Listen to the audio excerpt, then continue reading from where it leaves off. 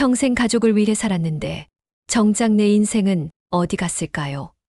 모든 것을 다 퍼줬는데 돌아온 건 고마움이 아니라 너무나 당연하게 생각해서 정말 서운하고 허망하더군요.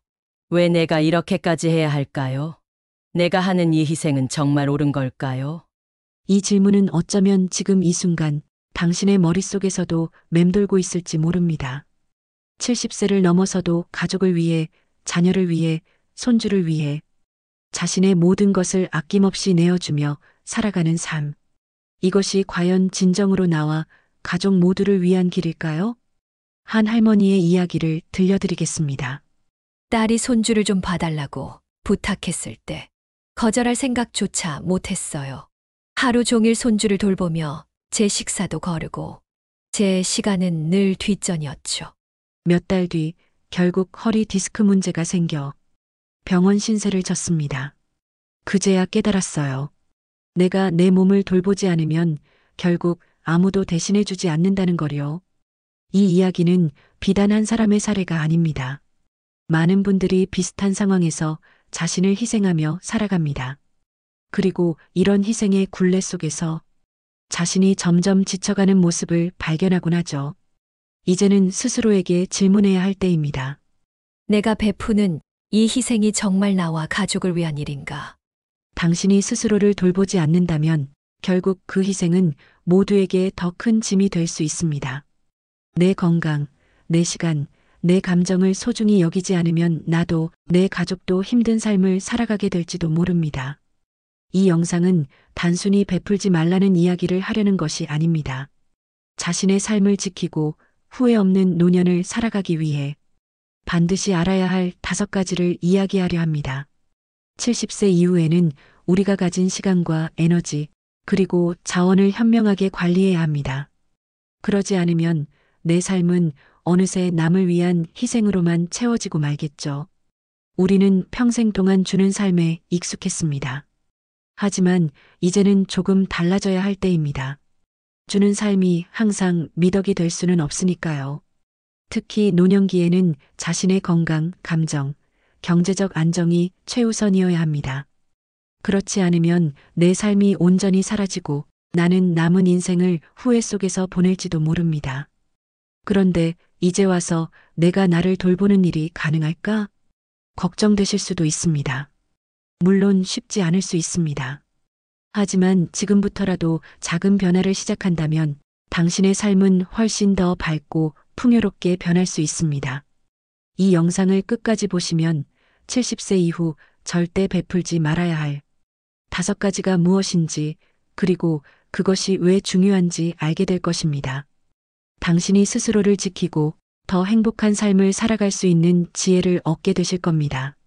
그리고 이 이야기가 당신께 작은 울림이 되길 바랍니다. 영상을 시청하기 전에 구독, 좋아요, 알림 설정도 꼭 부탁드립니다.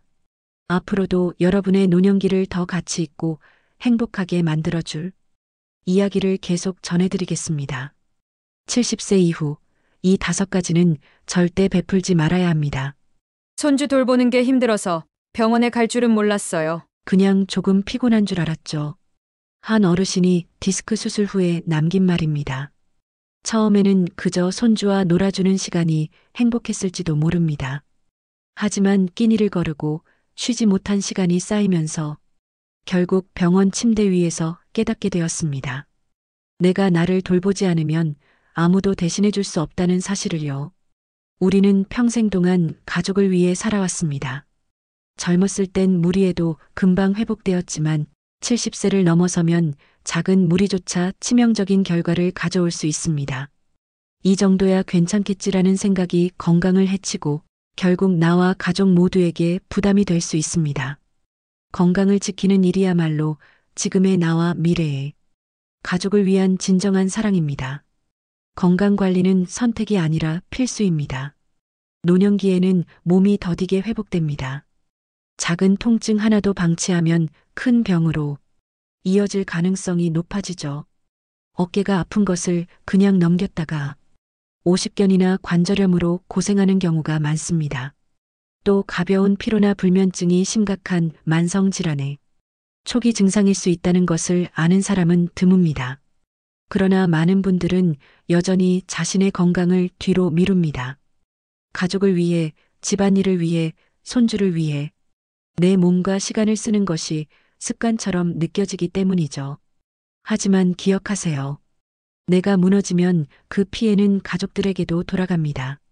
건강하지 않은 몸은 오히려 더 큰 희생과 비용을 요구합니다. 작은 실천 하나로도 큰 변화를 만들 수 있습니다. 매일 아침 10분이라도 걷는 습관, 정기적인 건강검진, 그리고 신체가 보내는 작은 신호에 귀 기울이는 것. 이 모든 것이 건강을 지키는 첫걸음입니다. 피곤함이 쌓인다고 느껴진다면 단순히 나이가 들어서 그래라고 넘기지 말고 충분한 휴식을 취하고 병원에서 상태를 점검하세요. 정신적인 건강도 놓칠 수 없습니다. 나이가 들수록 외로움과 무기력감이 찾아오기도 합니다. 하지만 이러한 감정은 방치하면 우울증으로 이어질 가능성이 큽니다. 취미를 가지거나 여유로운 시간을 즐기며 마음의 건강을 돌보는 일도 중요합니다. 많은 분들이 이렇게 반문할 수도 있습니다. 그런데 내가 지금까지 가족을 위해 살아왔는데, 이제 와서 나를 위해 시간을 쓴다는 게 가능한 일일까? 그 질문에 대한 대답은 간단합니다. 가능할 뿐만 아니라 반드시 해야 합니다. 가족을 진심으로 사랑한다면 스스로를 돌보아야 합니다. 내가 건강해야 가족들도 걱정 없이 각자의 삶을 살아갈 수 있습니다. 건강한 몸과 마음이야말로 가족들에게 줄 수 있는 최고의 선물입니다. 건강을 관리한다는 건 단순히 병에 걸리지 않는 것을 의미하지 않습니다.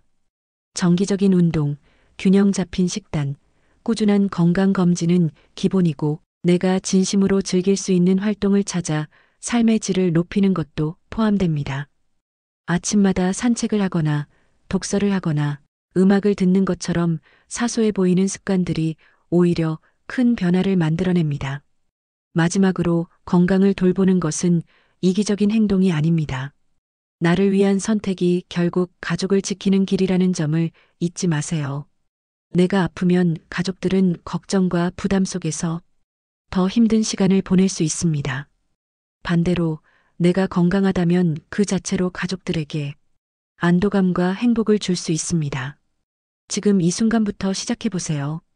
오늘 아침 10분의 산책이 내일을 더 건강하게 만들고 나와 가족 모두를 더 행복하게 만들어줄 겁니다. 건강은 선택이 아니라 필수입니다. 지금부터라도 나 자신을 돌보는 작은 실천을 시작하세요. 건강은 선택이 아니라 가족과 나를 위한 필수입니다.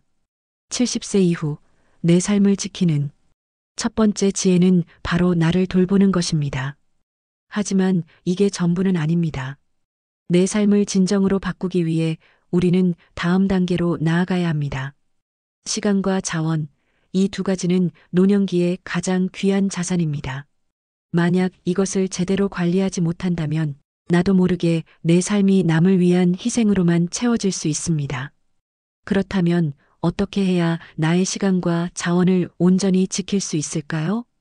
다음 이야기를 통해 그 답을 찾아보세요. 여러분의 노년이 어떻게 달라질 수 있는지 알게 될 것입니다. 내가 정말 원하는 건 뭘까? 왜 내 시간은 항상 다른 사람들에게만 쓰이고 있을까?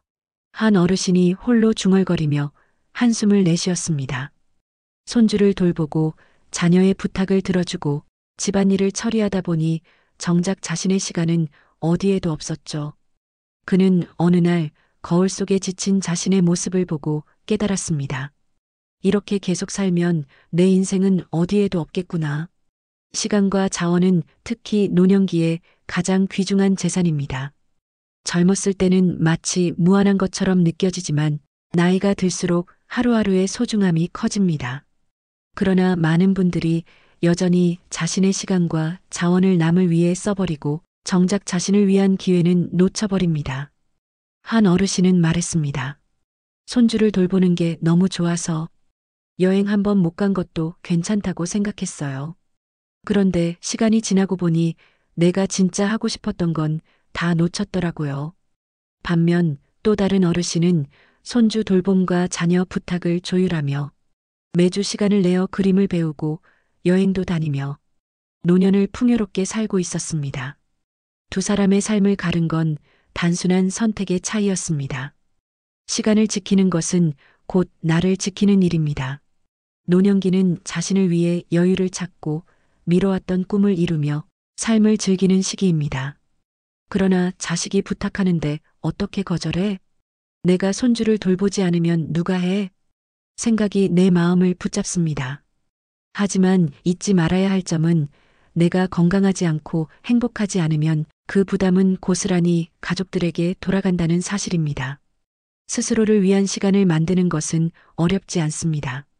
하루 30분이라도 나만의 시간을 만들어 보세요.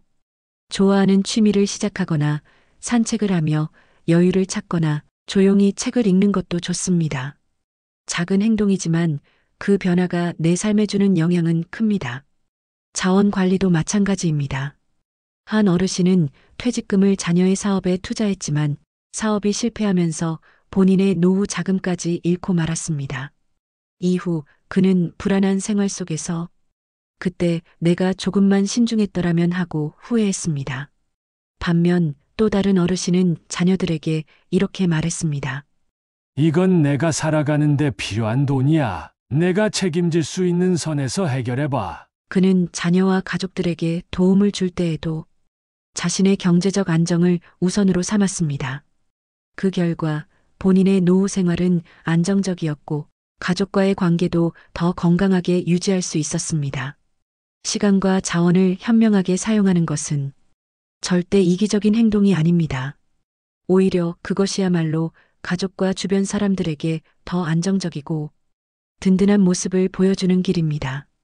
내가 지치고 불안하다면 가족들도 온전히 행복할 수 없습니다. 시간과 자원은 나와 가족 모두를 지키는 가장 소중한 자산입니다. 하루하루가 나를 위한 시간이 되고 자원이 나를 위한 방패가 될 때 후회 없는 노년을 살아갈 수 있습니다. 그렇다면 내 삶의 시간을 지키면서도 관계 속에서 나를 지키는 방법은 무엇일까요? 때로는 단호한 거절이 필요할 수도 있습니다. 하지만 거절은 단순한 반대가 아닙니다. 다음 이야기를 통해 관계에서 나를 지키는 지혜를 나누겠습니다. 한 번만 더 도와줘. 당신밖에 없잖아. 이 말을 들을 때마다 거절 대신 고개를 끄덕였던 적이 있지 않나요? 상대방의 기대를 저버리는 것이 두려워 마음에 없는 내를 반복했던 순간들. 그 결과는 항상 나를 더 지치게 만들었습니다. 어떤 어르신은 가족과 친구들의 부탁을 거절하지 못해 자신이 꿈꿔왔던 그림 교실에 1년 동안 가지 못했다고 합니다. 처음엔 그게 다들 나를 필요로 한다는 증거 같아서 뿌듯했어요. 하지만 시간이 지나고 보니 내 삶은 점점 사라지고 있다는 걸 깨달았죠. 관계 속에서 거절하지 못하는 습관은 단지 시간을 빼앗는 문제가 아닙니다. 나의 마음을 약화시키고 결국 스트레스를 키우며 나를 지치게 합니다. 무엇보다 내가 모든 걸 들어줄 수 있다고 생각하게 만든다면 상대방은 점점 나를 당연한 존재로 여길 수 있습니다. 하지만 거절은 누군가를 실망시키는 행동이 아닙니다. 거절은 나를 지키고 관계를 더 건강하게 만드는 기술입니다. 한 어르신은 이렇게 말했습니다. 처음엔 거절하는 게 미안했어요. 그런데 솔직히 힘들다고 말했더니 가족들도 오히려 제 입장을 이해해 주더라고요. 내가 나를 지키는 게 오히려 모두를 위한 일이란 걸 그제야 깨달았죠. 거절은 단순히 안 되라고 말하는 것이 아닙니다. 상대방의 입장을 이해하면서도 내 상황을 솔직히 전달하는 대화가 중요합니다. 이렇게 말할 수 있습니다. 지금은 제 건강이 우선이라 이번엔 도와드릴 수 없을 것 같아요. 제가 할 수 있는 건 여기까지입니다. 나머지는 당신이 직접 해결해 보세요. 이처럼 단호하면서도 부드럽게 말하면 상대방도 나의 결정을 더 쉽게 받아들일 수 있습니다.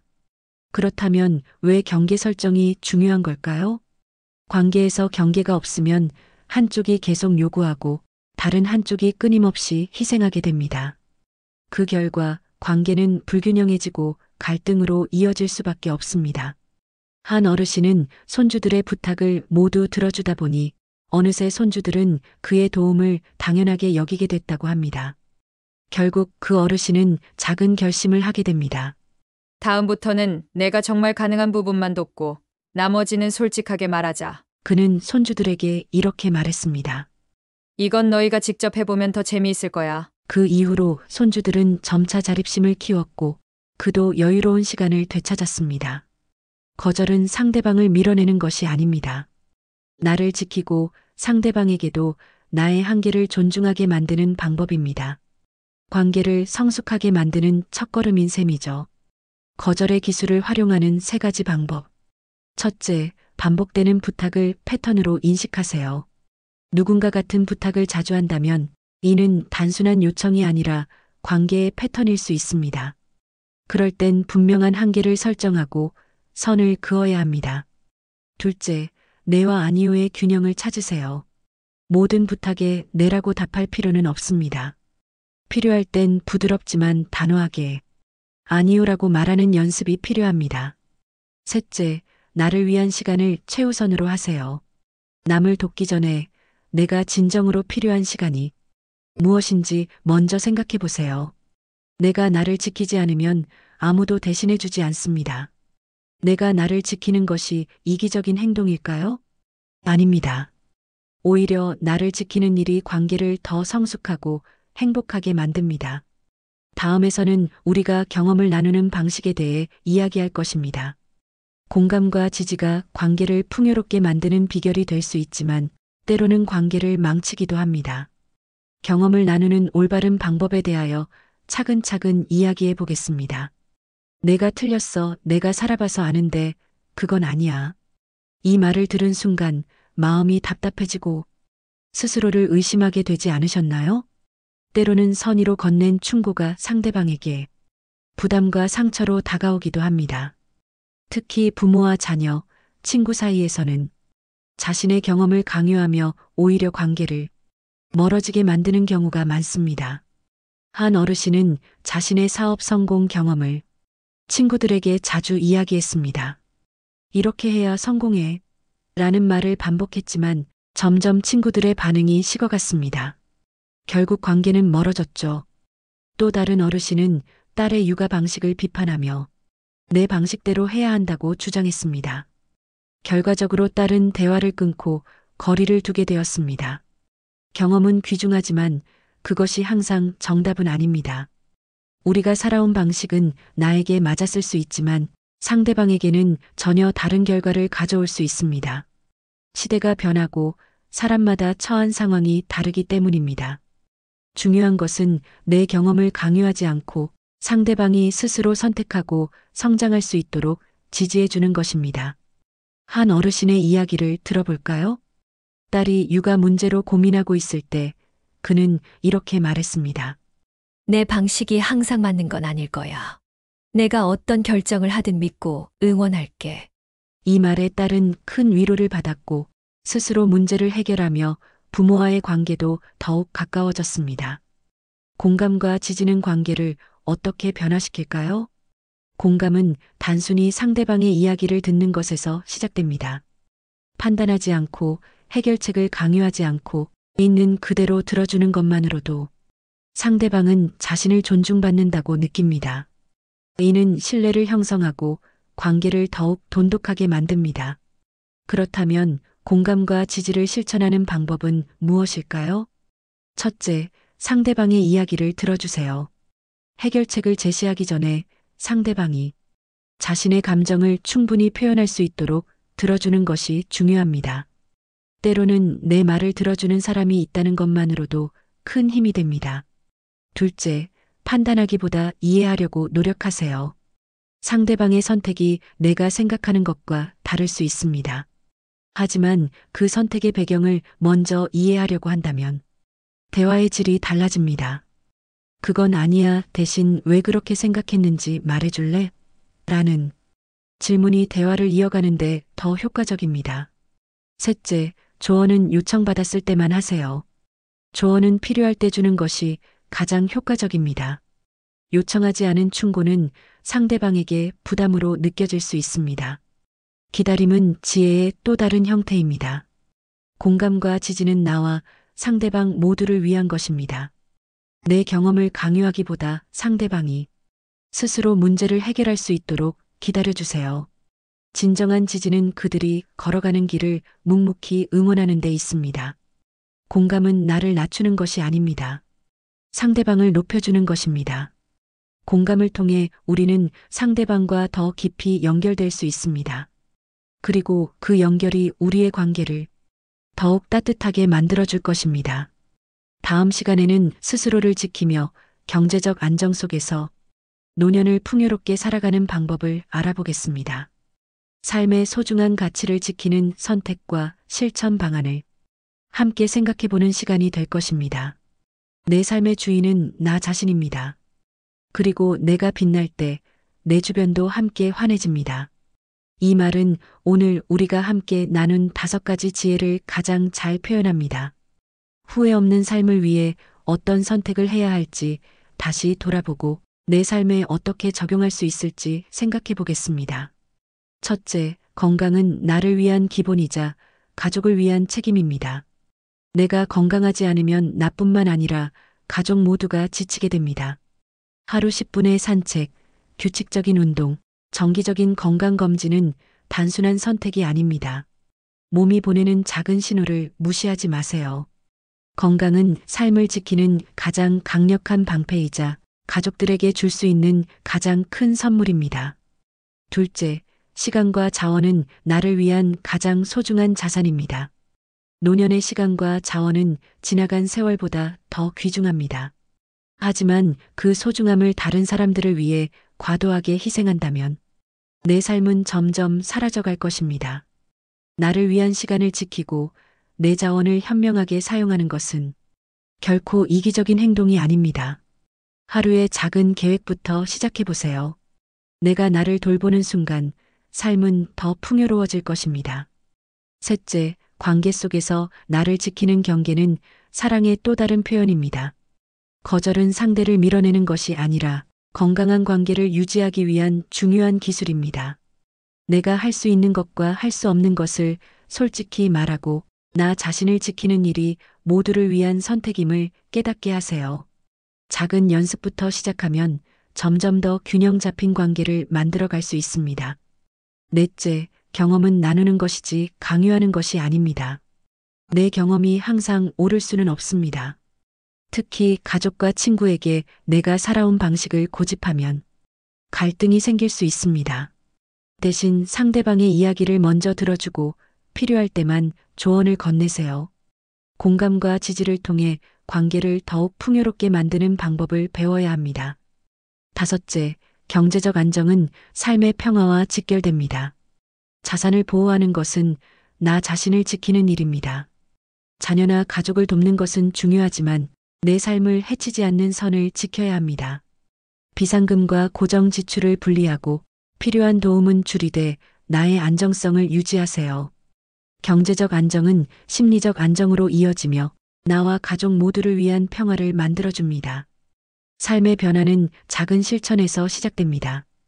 오늘 나눈 5가지 지혜 중 하나라도 마음에 남았다면 지금 바로 실천해 보세요. 하루 10분 나를 위한 시간을 만들어도 좋고 작은 부탁이 아니오라고 말해보는 것도 시작입니다. 스스로를 존중하고 지킬 때 내 삶은 물론 내 주변도 함께 달라질 것입니다. 내일은 오늘의 선택으로 만들어집니다. 오늘의 작은 선택이 쌓여 더 나은 내일을 만들어낼 것입니다. 내가 나를 지키는 선택은 가족들에게도 안정을 주고 삶의 모든 면에서 긍정적인 영향을 미칩니다. 지금부터라도 내 삶을 존중하고 지키는 선택을 하세요. 오늘이 새로운 시작이 될 수 있습니다. 작은 깨달음이 하나둘 모이면 어느새 인생이 술술 풀리는 놀라운 변화가 시작됩니다. 우리가 나눈 이야기가 여러분의 삶을 더 부드럽고 풍요롭게 만드는 작은 지혜가 되길 바랍니다. 구독과 좋아요, 알림 설정을 통해 앞으로도 값지고 의미 있는 이야기들을 함께 나눠주세요. 그리고 이 지혜가 꼭 필요한 소중한 분들에게도 잊지 말고 공유해주세요. 끝까지 시청해주셔서 감사합니다. 다음에 더 좋은 이야기로 찾아뵙겠습니다.